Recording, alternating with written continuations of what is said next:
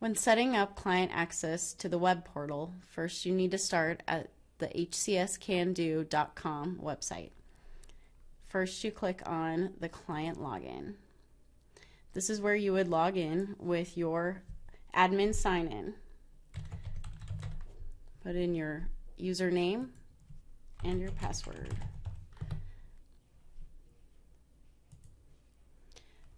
In order to set up the client, you need to go to User Maintenance, click on Client and Employee User Setup.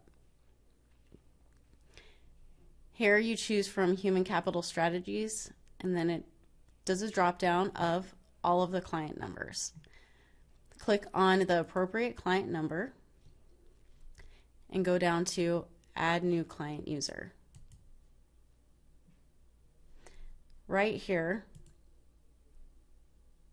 you do the same process, choosing human capital and then the client number. This will bring up the divisions, and you choose the appropriate division for which location you're working with.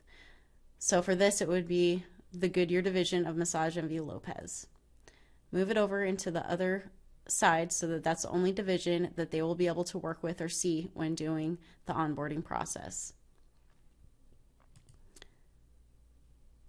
Here's where you would enter the username, and you should use username specific to the person. So we'll start with Amber for Amber LeConte.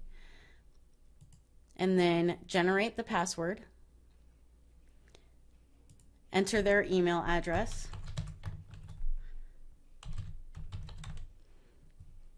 and then choose their allowances. Right here, you always want to click Allow Password Change, Force Disclaimer, Set up employee users, and very important, suppress recalculate base rate.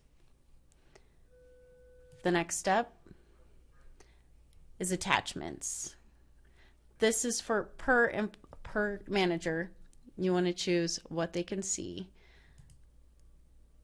Normally, the attachments and adding the attachments are the two options chose.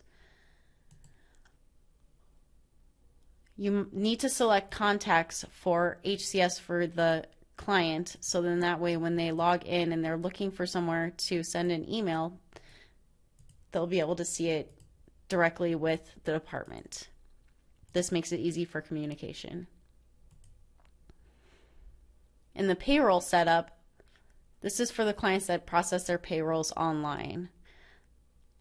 You allow payroll access, then restrict. If it is an owner, you would normally restrict to nothing, but sometimes they have their managers where you restrict their salary and rates. And this portion where it says hire employees, it's a little misleading. It has nothing to do with actually doing onboarding or hiring the employees. What it does is it allows access to the employee files through the web portal by the person logged in.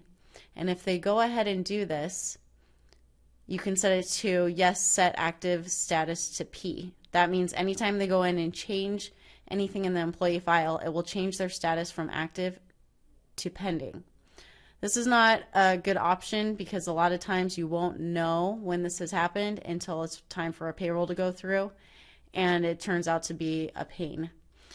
You can choose yes, mark as active, or they can go in and change information, but they stay active, but you still will not know whether or not they've made the changes. And then here it says edit existing only. That means they can't add any new employees through the web portal through the employee portion. For the most part, they should always be marked not allowed. The same for direct deposit. We need to verify the direct deposit information, so having them not enter it on the manager level is where you want to be. Then click the Enable tab stops on payroll time entry. And right here it says bring in all employees. Now if it's the division only, like we selected that one division, the Goodyear division, you want to switch that to only that division. Otherwise they will be able to see the employee information for all employees. And these next two, the security and custom menu, are not available. And then onboarding. This allows them to have the new hires fill out their information, their new hire information online. You want to enable the electronic hire and automatically create a web login ID for each new hire. This way they have access to their personal records online. Allow the user to reset PINs. That's for if the employee has lost their email for their PIN number for their electronic signature.